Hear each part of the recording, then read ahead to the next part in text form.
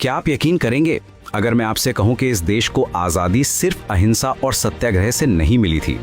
इतिहास की किताबों में हमें अक्सर यही पढ़ाया जाता है कि आज़ादी की लड़ाई केवल शांतिपूर्ण आंदोलनों का परिणाम थी, लेकिन आज़ादी की इस तस्वीर का एक ऐसा रहस्यमयी और खौफनाक हिस्सा भी है जिसे दशकों तक हमसे छुपाया गया था। एक ऐसा सच जिसने दुनिया के सबसे ताकतवर ब्रिटिश साम्राज्य की नींव को हिला के रख दिया था। वो 5 दिन जब ब्रिटिश एम्पायर की अपनी ही रॉयल इंडियन नेवी ने उनके खिलाफ बगावत कर दी थी। 1946 के उन 5 दिनों में 20,000 से ज़्यादा भारतीय नौसैनिकों ने 78 जहाज़ों पर कब्जा कर लिया था। ये कोई छोटी मोटी हड़ताल नहीं थी, ये एक ऐसा ज्वालामुखी था जिसके फटने से खुद ब्रिटिश प्रधानमंत्री क्लेमेंट एटली को ये मानना पड़ा था कि उन्हें भारत जल्द छोड़ना पड़ेगा। आज हम उसी बगावत, उसी गदर की कहानी जानेंगे जिसने अंग्रेजों को यह एहसास दिला दिया था कि अब भारत पर राज करना नामुमकिन है। कहानी की शुरुआत होती है एक बेहद ही मामूली लेकिन चौंकाने वाली घटना से।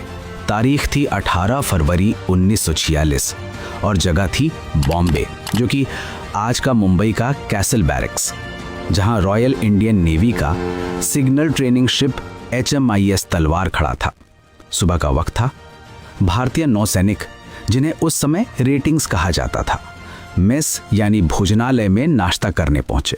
उनके सामने जो खाना परोसा गया वो इंसानों के खाने लायक नहीं था। पानी जैसी पतली दाल जिसमें कंकड़ और पत्थर मिले हुए थे, और रोटियां इतनी सख्त कि उन्हें चबाना नामुमकिन था। ये पहली बार नहीं था जब उन्हें ऐसा खाना दिया गया था। द्वितीय विश्व युद्ध के दौरान इन भारतीय नौसैनिकों ने अंग्रेजों के लिए अपनी जान की बाजी लगाई थी, लेकिन युद्ध खत्म होने के बाद उनके साथ जानवरों से भी बदतर सलूक किया जा रहा था। गोरे सैनिकों को बेहतरीन खाना और सुख सुविधाएं मिलती थीं, जबकि भारतीय नौसैनिकों को सड़ा हुआ खाना और नस्ल भेदी गालियां। जब इन नौसैनिकों ने खराब खाने की शिकायत अपने ब्रिटिश अधिकारी कमांडर आर्थर फ्रेडरिक किंग से की, तो उस अंग्रेज अफसर ने उनकी समस्या सुलझाने के बजाय उन्हें भद्दी गालियां दी। उसने भारतीय सैनिकों को कुली के बेटे और भिखारी तक कह डाला। कमांडर किंग को लगा कि ये गाली हमेशा की तरह बर्दाश्त कर ली जाएगी।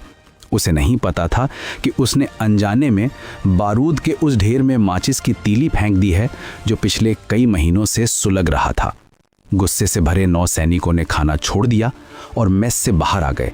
उन्होंने नारा दिया, नो फूड नो वर्क, मतलब खाना नहीं तो काम नहीं। यह सिर्फ एक हड़ताल नहीं थी, ये 200 साल की गुलामी, ज्यादती और अपमान के खिलाफ एक सीधा ऐलान जंग था। इस बगावत को सिर्फ एक दिन के खराब खाने का नतीजा समझना सबसे बड़ी भूल होगी। इसके पीछे एक बहुत बड़ी और गहरी वजह थी जो पूरे देश की हवा में घुल चुकी थी। सुभाष चंद्र बोस और उनकी आज़ाद हिंद फौज। नवंबर 1945 में दिल्ली के लाल किले में आज़ाद हिंद फौज के 3 बड़े अधिकारियों जनरल शाहनवाज खान, कर्नल प्रेम सहगल और कर्नल गुरबख्श सिंह ढिल्लों पर अंग्रेज़ों ने देशद्रोह का मुकदमा चलाया था। अंग्रेज इन पर मुकदमा चलाकर भारतीय सेना में खौफ पैदा करना चाहते थे, लेकिन दांव उल्टा पड़ गया। लाल किले के इन मुकदमों ने पूरे देश में आज़ादी की आग लगा दी। रॉयल इंडियन नेवी के नौसैनिक भी रोज अखबारों में आज़ाद हिंद फौज के इन वीरों की कहानियां पढ़ते थे। उनके अंदर ये सवाल उठने लगा था कि अगर सुभाष चंद्र बोस की सेना देश के लिए अंग्रेजों से लड़ सकती है, तो हम अपनी ही मातृभूमि को गुलाम बनाए रखने के लिए अंग्रेजों की वर्दी क्यों पहने। फरवरी की शुरुआत में ही HMIS तलवार पर बगावत के बीज बोए जा चुके थे।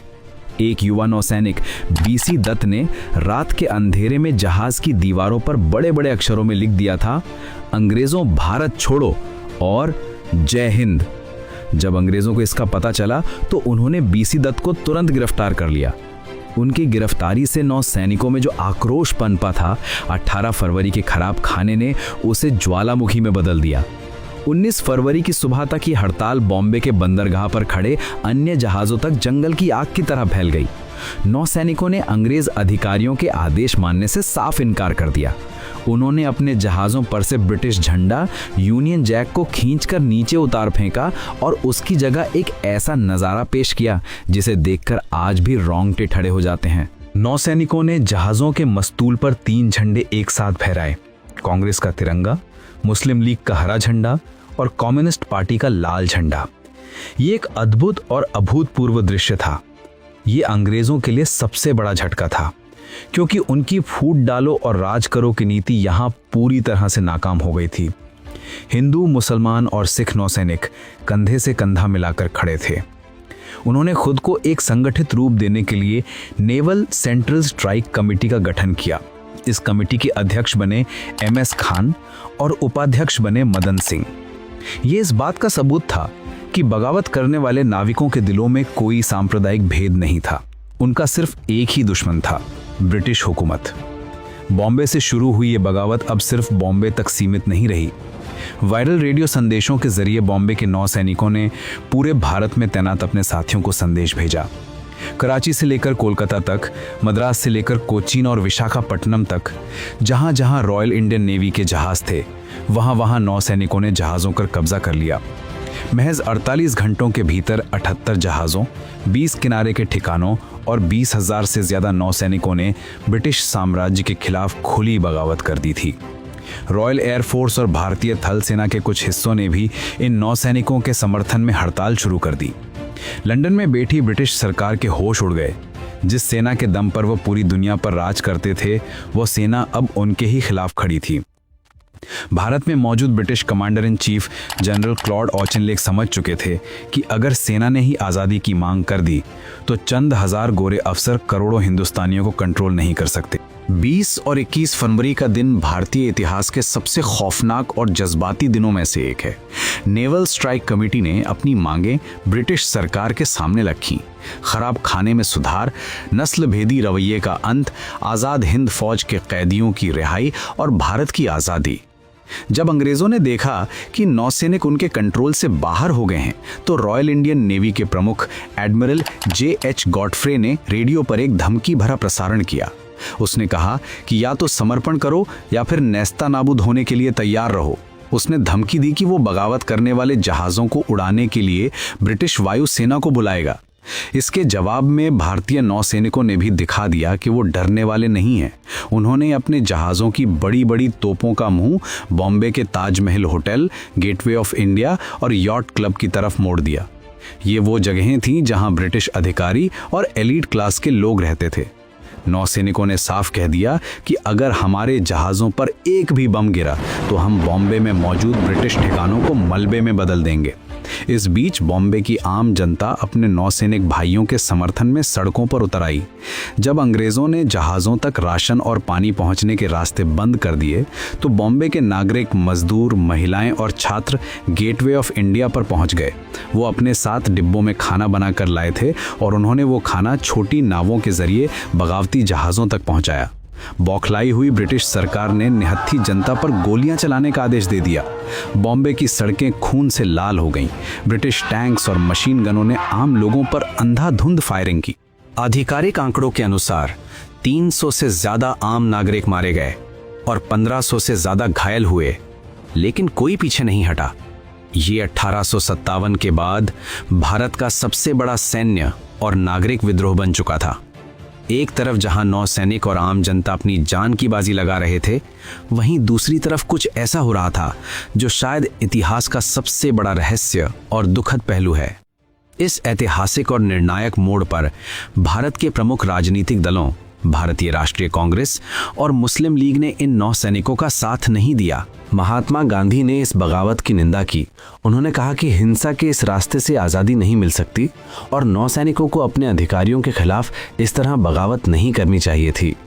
सरदार वल्लभ भाई पटेल और मोहम्मद अली जिन्ना ने भी नौसैनिकों को ये सलाह दी कि वे हथियार डाल दें और आज़ादी की लड़ाई राजनीतिज्ञों पर छोड़ दें। इन नेताओं का मानना था कि आज़ादी अब बस मिलनी ही वाली है। कैबिनेट मिशन भारत आने वाला था और इस तरह के सैन्य विद्रोह से आज़ादी की प्रक्रिया खटाई में पड़ सकती थी। उन्हें यह भी डर था कि अगर आज़ाद भारत की सेना में बगावत करने की आदत पड़ गई तो कल को वो अपनी ही चुनी हुई सरकार के खिलाफ भी विद्रोह कर सकते हैं।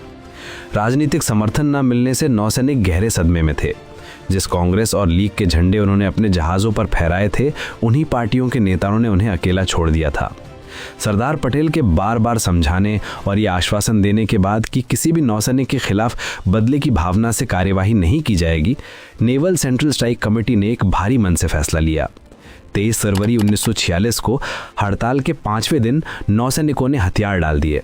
लेकिन उनका अंतिम संदेश आज भी इतिहास के पन्नों पर सुनहरे अक्षरों में दर्ज है, जिसे सुनकर किसी की भी आंखें नम हो सकती हैं।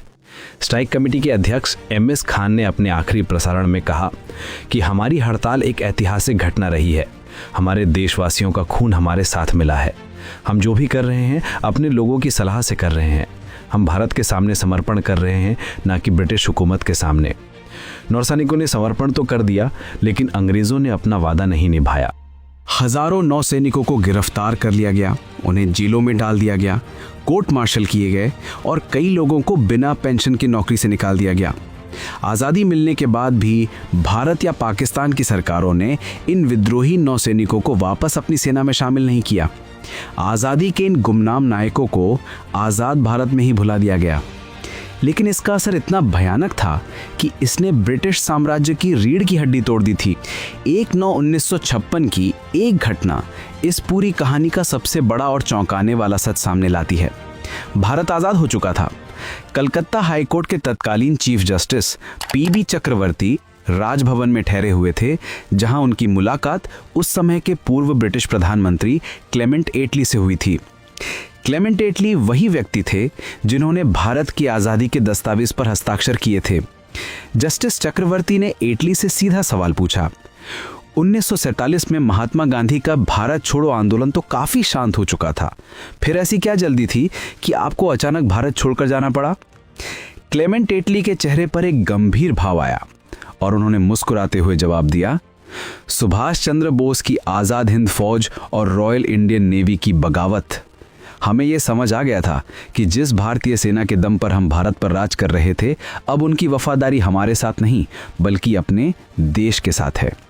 कुछ लेखों और बाद के वर्णनों में ये भी कहा जाता है कि जब महात्मा गांधी के आंदोलन के प्रभाव के बारे में पूछा गया तो एटली ने उसे कम महत्व का बताया।